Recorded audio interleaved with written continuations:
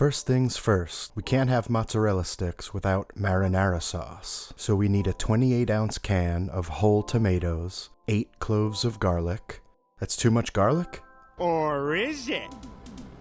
Is my response. A 1/4 cup of olive oil, a few tablespoons of tomato paste, a 1/2 teaspoon of basil, a 1/4 teaspoon of oregano, and a pinch of chili flakes. Take your garlic and treat it with a little "so no one told you life was gonna be this way." Then we can remove the skins and mince it.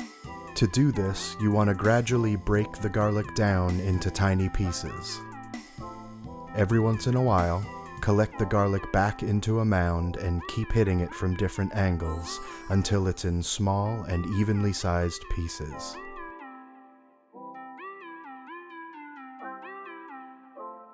Add the oil to a wide, shallow pan over medium heat until the oil starts shimmering. Add the garlic and cook until it begins to sizzle but is not yet brown.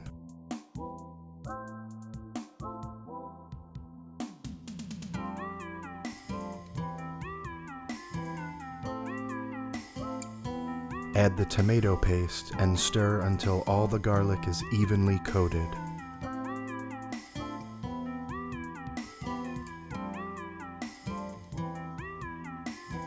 Add the tomatoes and use a wooden spoon to begin breaking them down. You don't have to go too crazy at this point because they'll continue to break down as they cook. You just want to get them started.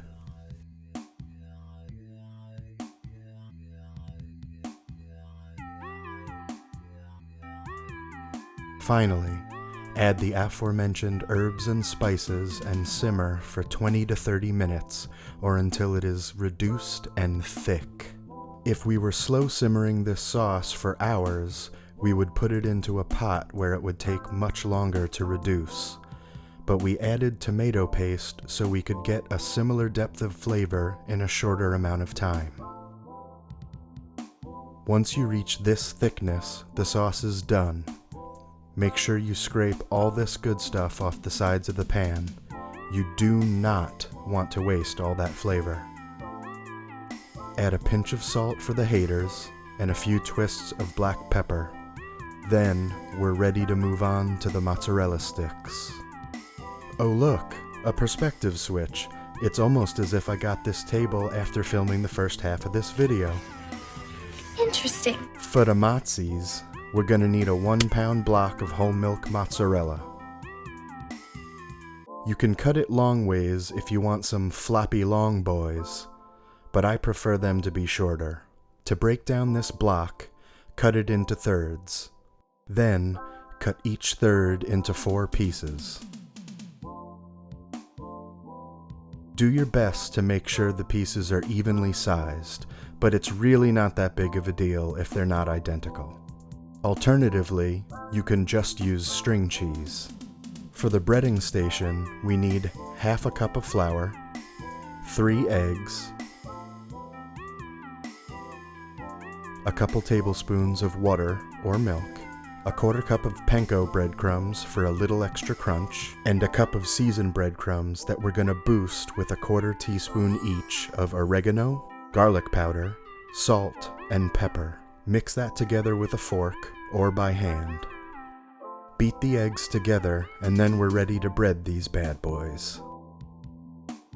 Whenever you're breading things, make sure you're using one hand for wet and one hand for dry, lest you end up with the claw.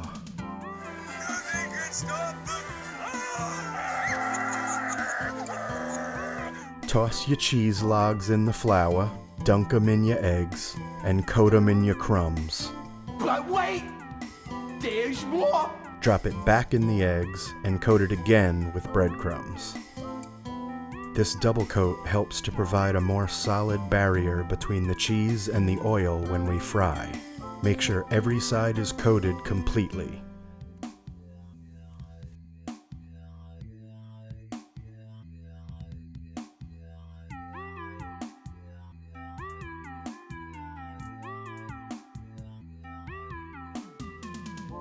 To help the barrier set, We're going to put these in the freezer for a minimum of 4 hours.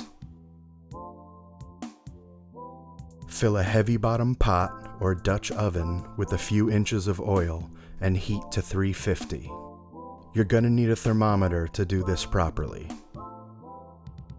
Add the mozzarella sticks one at a time and move them around a little so they don't stick together. Fry for 2 to 3 minutes until deep golden brown. Remove and place onto a paper towel-lined dish to soak up any excess oil.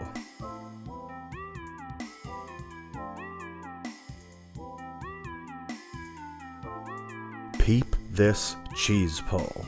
This guy moaned at least this loud. Oh! Ciao for now.